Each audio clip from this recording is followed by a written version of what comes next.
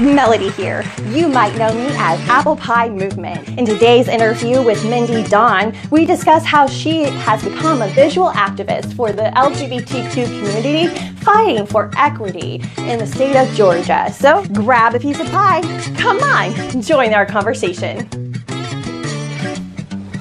Do you think that there's a huge differential between the LGBTQ persons that are born in the South and LGBTQ persons who maybe migrate to the South for employment later on? The only thing that I think that that really makes a huge difference if you are living in a place where there's not a huge queer presence, and you know that that's who you are, because if you don't know the word for snow and it starts snowing, you have no idea what's going on.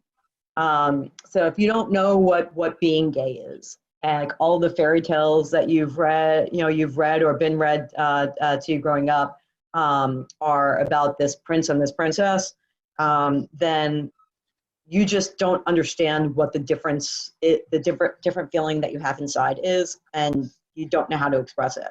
Do you ever feel maybe more afraid for your physical safety, or some of your friends more afraid for their physical safety or concerned with coming out because of being physically accosted? So I will say I probably more often than not have an unrealistic Pollyanna kind of view of life. But there are areas where when we go a certain distance outside of Metro Atlanta, where my wife will not let me get out of the car to pump my gas because she's afraid that somebody is going to mistake me for trans or some other sort of homophobic hate crime. In my heart of hearts, I'd like to think that I can always disarm somebody with my smile and with my charm. But as we know, that's not always the case. I have never felt, I've never been physically harmed. I have felt uncomfortable in any number of places and spaces. And it's not even, I wouldn't even say it's just the South. I think it's when you get to more rural communities. So like even when I was living in San Francisco, if I would go too far out of a metropolitan area, then there was always a more open-eyed look as to like what it was that I was bringing into their small town. Okay, that makes sense. So have you been following the news regarding the new amendment that we just won the final state to be able to amend our Constitution? We did? Wait, when did this happen? It happened last week. I read. How is that? I don't even really watch the news, so it was a complete fluke that I saw it. But I follow a lot of equal rights and equity blogs, and so I saw a post and it said that we finally won the final state that we needed to be able to amend the Constitution and create some language for equity and inclusion. Do you feel that finally changing our Constitution will create equality, or is there something more needed to change the actual culture? Yeah, I mean, the Constitution is great, but as we can clearly see with the person who is the president of the U.S. right now, it's meaningless unless you have people that are willing to stand up for it. So I think it does make a difference because it codifies the concept of equality. But Black people have had civil rights for decades, and they're still out there on the front lines fighting and and being killed at record numbers, and we're living in a very dangerous time where it doesn't matter what it says on paper. It doesn't matter what a law says if you can figure out some sort of way around it. We're living in 1984 in 2020, and it's a little unnerving. But I do think that it has to make a difference because I think My wife and I have been together since 2005, and in 2008, we got married in Georgia, and you'll see my little quotes, air quotes. We got married in a Quaker church by my friend Leanne, and we signed some powers of attorney and such. And as far as I knew, I'm 50 years old now. As far as I knew, that was as close to legalizing the relationship that Megan and I would have. In 2015, when the Supreme Court finally made the decision that gay marriage was legal, I never felt like that before in my life. I literally, I was walking in the door to work that day, and I was listening to the news, and I just went crazy. And I had a meeting that I needed to go to, and it was a call with some of my with my developers, and some of them lived in Minsk, and some of them were here in Atlanta. And I'm on the call, and I said, listen, before we get into this call, I just wanted to let you know, that gay marriage is officially legal in America, and that means that in September, when my wife and I get married in Las Vegas, we will be married when we get back to Georgia. And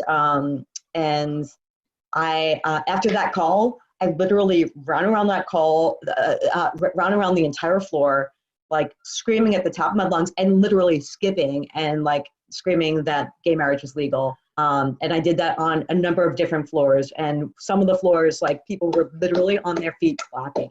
I can't make that stuff up. And when we finally got to do our I do's in Las Vegas with Elvis Presley legislating over the ceremony, it was otherworldly. So I think that it does make a difference. But I think it can only make as big a difference as we as Americans are willing to stand up for it. And that's the key there, is standing up for it. What are we willing to stand up for? Because a lot of Americans are passive and indecisive and don't vocalize their opinion. And silence, really, it is an action that people don't realize. Indifference is an action, and it's a choice. If you don't agree with something, you need to speak up for it, because if you don't speak up, your silence is going to cast its own vote, in my opinion. And it's, I think that there is this weird space of the ally that kind of tenuous. And what I mean by that is as like I said, IHG is a very affirming space, and there are a number of allies that work with me that have rainbow flags at their desk, and some that feel uncomfortable having the rainbow flag at their desk. And when I ask them why they feel uncomfortable about it, they said, it's not that I don't want people to think that I'm gay, like that doesn't matter, but I just feel like I'm not being honest, that people might think I'm gay as opposed to like me just being an ally, and there's no ally flag or anything like that. And I said, I think you're missing a point, which is that rainbow flag makes people within the community feel a sense of safety and security. And it makes us feel like there's somebody that's one of us, even if you're not one of us as in a member of the LGBTQ community. You're somebody who has an open heart and obviously cares about us and will be willing to stand with us, will be willing to be visible and seen with us. And that makes a world of difference. And then I flash forward to visiting New York with my wife last year, and seeing this great short sleeve shirt, and it was white, and it had pink and white and blue, and I was just like, that is amazing. First of all, I love the shirt. It's button down collar, so it'll work great with my bow ties, but it's got a trans flag on it, and so like I am one of the most vocal trans allies that I can possibly imagine. And so I always want to be standing up for and with and beside and give a platform for my trans friends and family. But all of a sudden in that moment, I had that feeling of like, well, if I wear this, will people assume because I am gender nonconforming that I'm trans because I'm wearing the trans flag on my shirt? And I had this moment that was already lost where I called the salesperson over to me and I said, hey, I really love this shirt, and as I'm saying it, I'm hearing the conversation that I had with my colleague at her cube. And I'm thinking, never mind, I answered the question, I'm buying the shirt.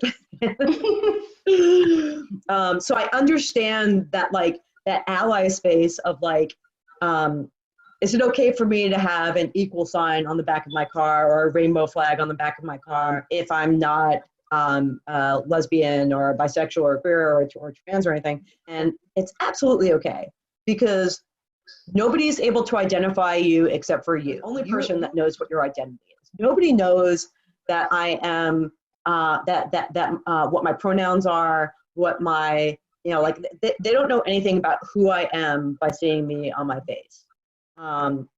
They'll make a lot of assumptions, but a lot of those assumptions will be wrong.